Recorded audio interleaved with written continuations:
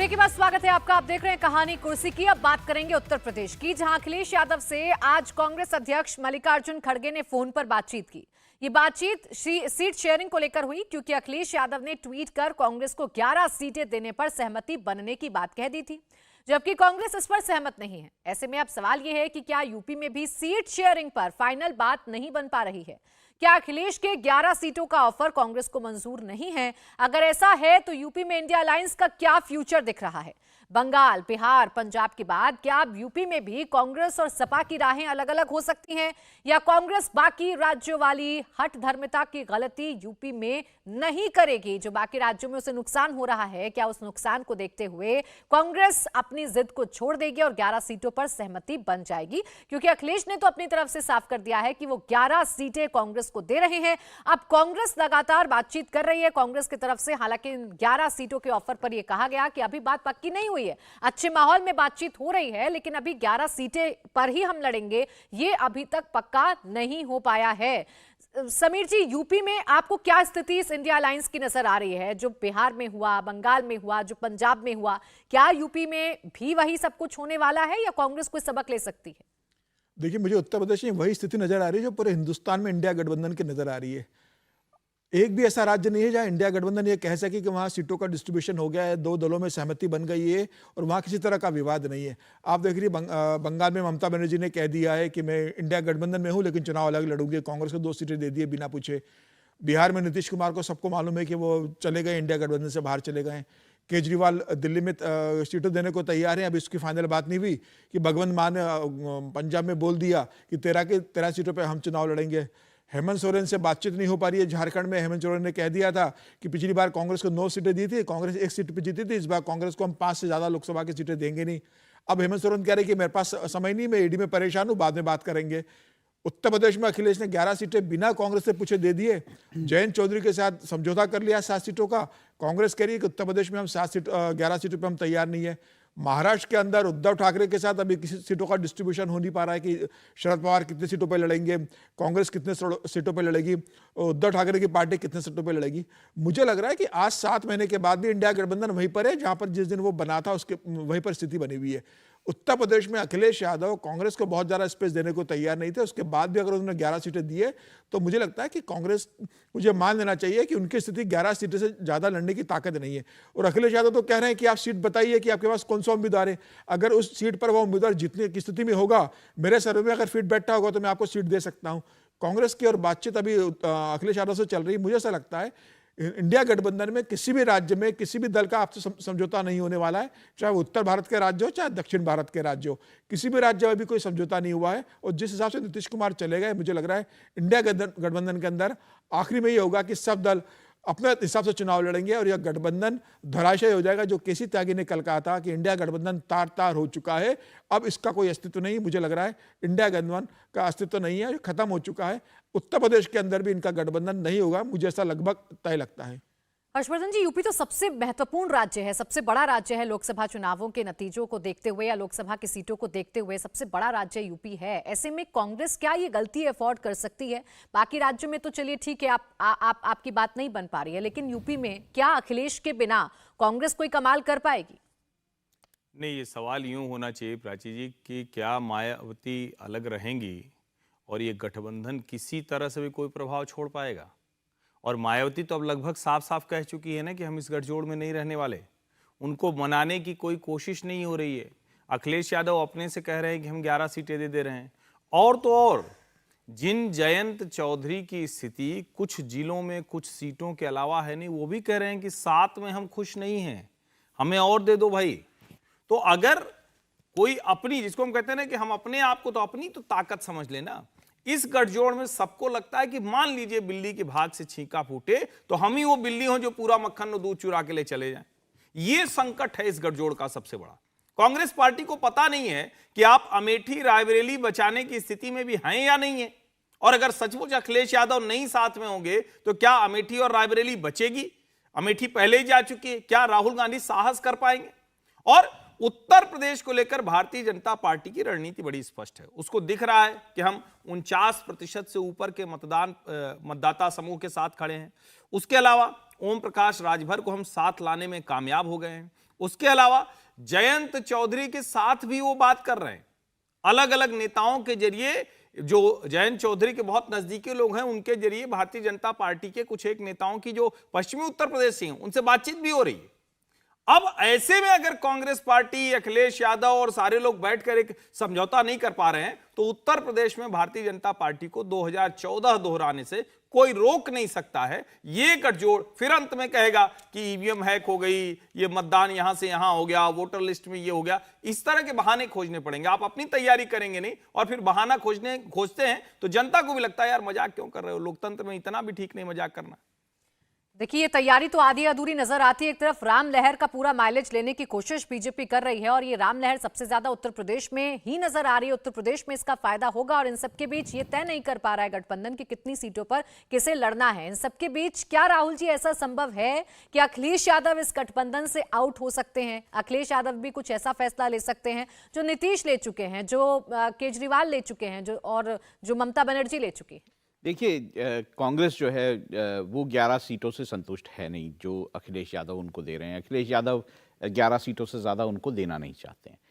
कांग्रेस का कहना है कि वो 16 सीटों से कम मानेगी नहीं। तो मामला इस वक्त अड़ा हुआ है। जो 11 सीटें लगभग जो बात आ रही है उसमें रायबरेली, अमेठी, वाराणसी, खीरी, कुशीनगर, कानपुर, बाराबंकी, फतेहपुर सीकरी, सहारनपुर, सीतापुर, ये जो है सीटें जिसमें कांग्रेस का प्रदर्शन कभी ना कभी अच्छा रहा है, या कि ये कहें कि थोड़ा बहुत जहाँ पे उनको लगता है कि यहाँ पे कुछ हो सकता है, वो ये सीटें हैं। अब कांग्रेस का ये कहना है कि नहीं, हमें इतने में संतोष नहीं है, हमें तो अमरोहा, अलीगढ़, गाजियाबाद इस तरह की भी सीटें चाहिए। किस तरह से समाजवादी पार्टी दे देगी उस पार्टी को जिसने एक सीट जीती हो? तो मुझे लगता है बड़ा मुश्किल है अखिलेश यादव के लिए। अगर कांग्रेस इसी तरह से अड़ी रहती है तो अखिलेश यादव के लिए बहुत ज़्यादा मुश्किल होगा इस गठबंधन को बनाए रखना। अखिलेश यादव को अपनी भी तो राजनीति देखनी है, उनको अपने कैंडिडेट्स को भी तो फाइनल करना है, उनको वो कैंडिडेट्स कहाँ कहाँ खड़े होंगे, उनका चुनाव प्रचार क्या होगा। अगर इसी तरह से कांग्रेस डिले करती रहेगी इस मामले को तो मुझे लगता है वहाँ पर भी गठबंधन टूट जाएगा।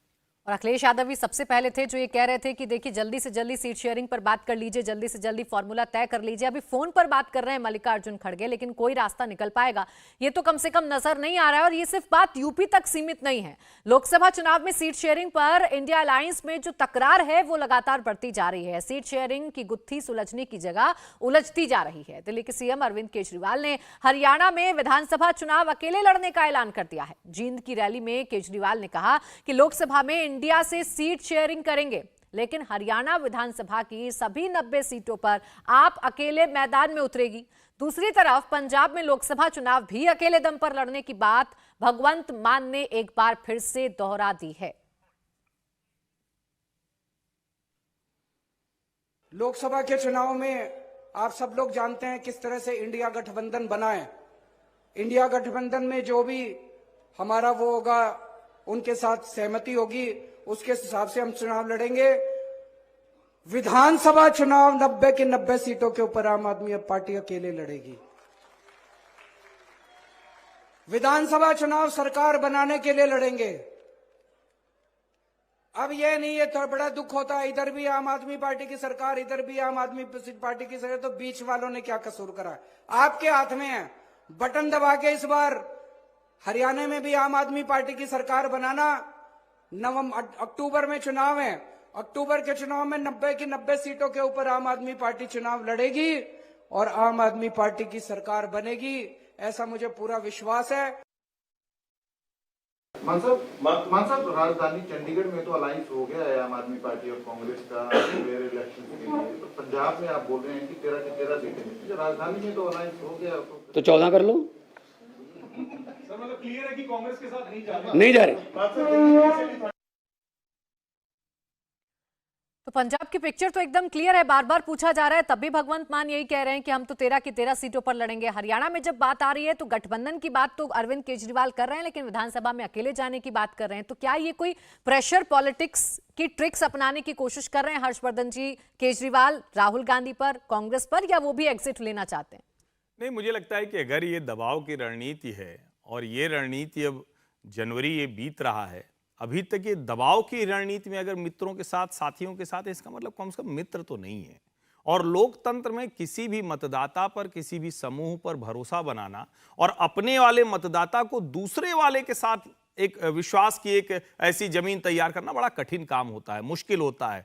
कुछ पार्टियां होती थी जो एक साथ कहती थी कि भाई हमारा समूह है, इसको आप शिफ्ट कर दीजिए। नीतीश जी कहे जा सकते हैं, मायावती जी कही जा सकती हैं। लेकिन अभी जिस तरह का कांग्रेस और अरविंद केजरीवाल का, चूंकि एक ही तरह का मतदाता समूह रहा है, इधर से उधर शिफ्ट हुए हैं, आपस में लड़ते रहे, एक दूसरे से सत्ता छीनने की होड़ है, उसमें इस तरह का विश्वास होगा तो निश्चित तौर पर नुकसान बढ़ेगा। और मैं फिर से कह रहा हूं, पंजाब में भले आम आदमी पार्टी 92 सीटों पर बैठी हुई है, लेकिन लोकसभा में उसका प्रदर्शन कभी अच्छा नहीं रहा है। अभी भी सिर्फ एक लोकसभा सांसद है, वो भी उपचुनाव में। कांग्रेस वहां बेटर पोजीशन में है। अगर ये झगड़ा इसी तरह से चलता रहा, दिल्ली और पंजाब में समझौता नहीं हो सका, जिस तरह से भगवंत मान कह रहे हैं कि 13 है उसमें एक और जोड़ लो, 14 कर लो, यानी चंडीगढ़ भी जोड़ लो, अगर ये स्थिति बन रही है तो उसका सीधा लाभ भारतीय जनता पार्टी को हो सकता है। और आप सोचिए जरा, अकाली दल जिस तरह से शांत बैठी हुई है, लंबे समय से बीजेपी के खिलाफ कोई बयानबाजी नहीं कर रही, उसको भी तो अपनी राजनीतिक जमीन, अपना अस्तित्व बचाना है। हो सकता है कि दोनों एक साथ आ जाएं, तब आम आदमी पार्टी और कांग्रेस के लिए संकट हो सकता है, मुश्किल बड़ी हो सकती है। लेकिन इस संकट को भांपने में कितना और वक्त अभी समीर जी लगेगा इस इंडिया अलायंस को? केजरीवाल को कितना वक्त अभी लगेगा? आप पंजाब में एकदम क्लियर हैं, लेकिन बाकी जगहों पर क्या होना है? कांग्रेस के साथ आपकी क्या बात हो रही है? विधानसभा में आपको अकेले लड़ना है, आप इस बात पर भी क्लियर हैं। अभी भी प्रेशर पॉलिटिक्स में आप अटके हुए हैं, तो ये तो नुकसान ही पहुंचाएगा। निश्चित से देखिए, आप कहते हैं कि हम विधानसभा चुनाव अलग लड़ेंगे लेकिन लोकसभा चुनाव साथ में लड़ेंगे। केजरीवाल मध्य प्रदेश में जाके कहते हैं कि कांग्रेस और बीजेपी दोनों भ्रष्ट हैं, आम आदमी पार्टी को टिकट चुनाव वोट दीजिए, और लोकसभा चुनाव में आप कहते हैं कि हम कांग्रेस के साथ मिलकर चुनाव लड़ेंगे। तो देश की जनता इस बात को जानती है और मतदाता भी जानता है, जो लोकसभा चुनाव में भी मतदान करता है और जो विधानसभा चुनाव में भी करता है, कि आप विधानसभा चुनाव में एक दूसरे के खिलाफ लड़ोगे और लोकसभा में जाकर आप गठबंधन की बात करोगे। जनता इसे स्वीकार नहीं करेगी। और जहां तक सीटों का डिस्ट्रीब्यूशन का बात है, मुझे लगता है न पंजाब में इनके भी सहमति बनने वाली है, न दिल्ली के अंदर बनने वाली है। मुझे लगता है कि जिस तरीके से उत्तर प्रदेश में अखिलेश यादव का गठबंधन नहीं बन पा रहा है, पश्चिम बंगाल में नहीं बन पा रहा है, केजरीवाल का पंजाब और दिल्ली में नहीं बन पा रहा है, महाराष्ट्र में उद्धव ठाकरे का गठबंधन नहीं हो पा रहा है, दक्षिण में भी कोई बहुत अच्छी खबर कांग्रेस को लेके नहीं आ रही, ये बात बताता है कि इंडिया गठबंधन सिर्फ मरणासन स्थिति के अंदर है, वेंटिलेटर के ऊपर है, जिंदा है, सिर्फ धड़कन है, लेकिन शरीर के अंगों ने काम करना बंद कर दिया है। वैसे ही इंडिया गठबंधन की स्थिति है। मुझे लग रहा है अरविंद केजरीवाल भी इस बात को समझ रहे हैं और आने वाले दिनों में आप देखेंगे कि अरविंद केजरीवाल और अखिलेश यादव किसी तरीके से गठबंधन के निकलने की कोशिश करेंगे। हालांकि राजनीतिक रूप से अखिलेश की मजबूरी है कि उन्हें अगर कुछ सीटें जीतना है तो उन्हें कांग्रेस की मदद की जरूरत पड़ेगी। यही अरविंद केजरीवाल की स्थिति है, तो ये गठबंधन की कोशिश करेंगे। लेकिन मुझे लग रहा है कि जिस हिसाब से सभी दल अपने अपने स्वार्थ के लिए जितनी सीटें मांग रहे हैं, मुझे लगता है गठबंधन नहीं होगा और आखिरकार भारतीय जनता पार्टी को सभी राज्यों में इसका फायदा मिलने वाला है। अब गठबंधन होगा कि नहीं होगा, इसका जवाब अभी तक नहीं मिल पा रहा है, जबकि चुनाव इतने नजदीक आ गए हैं। फिलहाल जो कांग्रेस का पूरा फोकस है वो राहुल गांधी के इर्द गिर्द घूमता हुआ नजर आ रहा है। जो न्याय यात्रा राहुल गांधी की चल रही है वो अब बिहार में दाखिल हो गई है। आज वो बिहार पहुंच गए हैं और देखिए, संयोग ऐसा है कि बिहार पहुंचने से ठीक पहले बिहार में सरकार बदल चुकी है। उनकी यात्रा मणिपुर, नागालैंड, असम और बंगाल के बाद अब बिहार में एंटर कर चुकी है। राहुल गांधी की यात्रा आज पश्चिम बंगाल से बिहार के किशनगंज पहुंची है।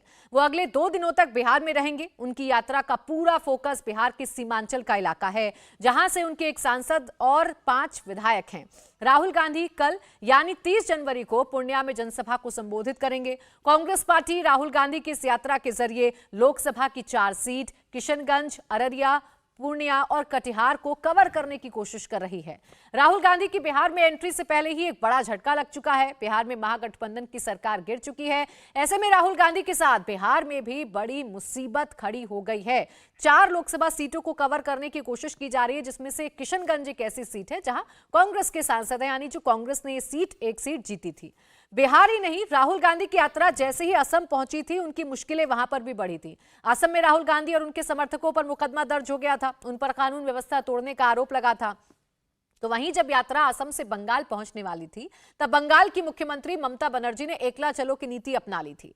ममता बनर्जी ने ऐलान कर दिया था कि उनकी पार्टी अकेले लोकसभा चुनाव लड़ेगी। और जब यात्रा बंगाल से बिहार पहुंची तो बिहार के मुख्यमंत्री नीतीश कुमार ने इंडिया गठबंधन का साथ छोड़कर एनडीए से नाता जोड़ लिया। यानी जहां जहां से राहुल की यात्रा गुजर रही है, उन्हें झटके पर झटके लग रहे हैं। कांग्रेस को सबसे ज्यादा सेंटर में रखकर आरोप लगाए जा रहे हैं, आरोपों की बौछार की जा रही है और यह बताया जा रहा है कि कांग्रेस कॉम्प्रोमाइज करने के लिए बिल्कुल भी तैयार नहीं है कांग्रेस। जहां खुद मजबूत है वहां चर्चा नहीं करती है लाइव पार्टनर से, और जहां पर कांग्रेस कमजोर है वहां भी अपने ही शर्तों पर वो सीटों की डिमांड करती है और उसी का खमियाजा उसे भुगतना भी पड़ रहा है। अब राहुल जी इसे सहयोग कह लें या इसे राहुल गांधी की यात्रा से जोड़कर देख लें, लेकिन ये तो सच साबित हो रहा है ना कि जहां जहां से होकर गुजर रहे हैं वहां से बहुत अच्छी खबर तो राहुल गांधी के लिए कम से कम नहीं आ रही है, कांग्रेस के लिए कम से कम नहीं आ रही है। देखिए, असम से निकले तो असम में, जब असम से ये पश्चिम बंगाल पहुंचे तो असम में बहुत सारे कांग्रेसी नेताओं ने जो है वो बीजेपी ज्वाइन कर ली। अब पश्चिम बंगाल पहुंचे तो सिलीगुड़ी जैसे जगहों पर उनको इजाज़त नहीं दी ममता बनर्जी की एडमिनिस्ट्रेशन ने कि वहां जाके सभा कर सकें। अब जब बिहार पहुंच रहे हैं तो बिहार में सारा कुछ समीकरण ही बदले हुए हैं और कोई भी उनकी यात्रा में शामिल नहीं होने को तैयार है। देखिए, ममता बनर्जी जो इस अलायंस की बड़ी पार्टनर मानी जा रही थी, उन्होंने तो साफ ही कह दिया कि मैं अकेले लड़ूंगी और मैं इनकी यात्रा में जाऊंगी नहीं। दूसरी ओर जहाँ जहाँ राहुल गांधी की यात्राएं हैं उसमें बहुत सारे क्लैश भी है, जहाँ ममता बनर्जी ने भी अपने रैलियाँ जो हैं वो घोषणा की हुई हैं। तो जिस तरह का माहौल बन रहा है, देखिए, और दिक्कत ये भी है कि राहुल गांधी जो हैं अब उनको ये भी समझ आ रहा है कि पार्टी चलाने के लिए पैसा कहाँ से लाएं। हाल ही में जो मैं खबरें पढ़ रहा था उसमें तो ये भी है कि अब राहुल गांधी जो है टी शर्ट और मग और ये अपने ब्रांडेड प्रोडक्ट्स जो हैं वो लोगों को दे रहे हैं ताकि लोग उनको पैसा दे सकें। पैसा देंगे और उसके बदले में राहुल गांधी साइन की हुई टी शर्ट और मग देंगे, तो पैसा जो जमा करने का ये तरीका अपनाना पड़ रहा है कांग्रेस को। तो बड़ी मुश्किल है कांग्रेस की। एक तो यात्रा का प्रभाव जो है वो कितना पड़ेगा इसको लेकर संशय है। दूसरा, पार्टनर्स अलग हुए जा रहे हैं, जहाँ जहाँ से गुजर रहे हैं वहाँ वहाँ दिक्कतें पैदा हो रही। मुझे नहीं लगता कि ये जो उन्होंने सो कॉल्ड न्याय यात्रा शुरू की है उसका क्या भविष्य होगा, मुझे ये भी बड़ी दिक्कत लग रही। लेकिन इस न्याय यात्रा को लेकर सोशल मीडिया पर जरूर नैरेटिव बनाने की हर्षवर्धन जी कोशिश की जा रही है। राहुल गांधी के पिक्चर्स को पोस्ट किया जाता है, कांग्रेस के जो नेता हैं वो राहुल गांधी की तारीफ में कसीदे पढ़ते हुए नजर आ रहे हैं। ऐसा लग रहा है कि पूरा का पूरा कोशिश राहुल गांधी की रिलॉन्चिंग पर है। तैयारी ही शायद गलत शुरू कर दी है, तैयारी ही शायद गलत क्वेश्चन पेपर की कांग्रेस इस वक्त कर रही है। नहीं, मुझे लगता है कि जब आप ये भूल जाते हैं कि आपको हासिल क्या करना है तो सारी गड़बड़ होती है। कांग्रेस को हासिल ये करना था किसी तरह से पूरे देश में उसका मृत प्राय हो चुका संगठन दुरुस्त हो जाए, थोड़ा जीवन आ जाए उसमें। कर क्या रही है वो राहुल गांधी को हीरो बनाने की कोशिश में लगी हुई है। उनके आसपास के कुछ सलाहकार वो आग वाग वाला लगा के और बगल में वो लगता है कि जैसे राहुल गांधी हीरो हो जाएंगे, कुछ शेर आया टाइप कर लेते हैं। अच्छा लगता है ये, कुछ लाइक, कुछ रिपोस्ट और कुछ थोड़ा चल जाता है, लेकिन क्या इससे जमीन पर कांग्रेस के कार्यकर्ताओं में कोई जोश आ रहा है? नहीं आ रहा है। जिस वक्त जरूरत थी कि राहुल गांधी अपने विपक्षी साथियों के साथ, गठजोड़ के नेताओं के साथ एक ताकत के तौर पर दिखते, वो आपस में ही गुत्थम गुत्था है, लड़ते भिड़ते नजर आ रहे हैं। तो ये दरअसल जिसको कहते हैं ना बेसिक स्ट्रेटेजी गड़बड़ है, जो मूल रणनीति है। जहां कांग्रेस संगठन मजबूत होना था, नरेंद्र मोदी के खिलाफ एक बड़ी लड़ाई के लिए सारे नेता एक साथ दिखते, और मैं तो उस दिन भी कह रहा था, उस दिन से लगातार कह रहा हूं, फिर दोहरा रहा हूं, मूल में समस्या है राहुल गांधी को हीरो बनाने की कोशिश में जब तक कांग्रेस लगी रहेगी तब तक कांग्रेस की ये दुर्गति होती रहेगी। मुझे तो इसमें कोई बदलाव नजर नहीं आता। और ये जो नेता छोड़ रहे हैं, ये बोलते भले नहीं है, लेकिन उनके मन में कहीं ना कहीं रहता है कि हम राहुल गांधी को नेता नहीं मान सकते, उनके पीछे नहीं खड़े हो सकते।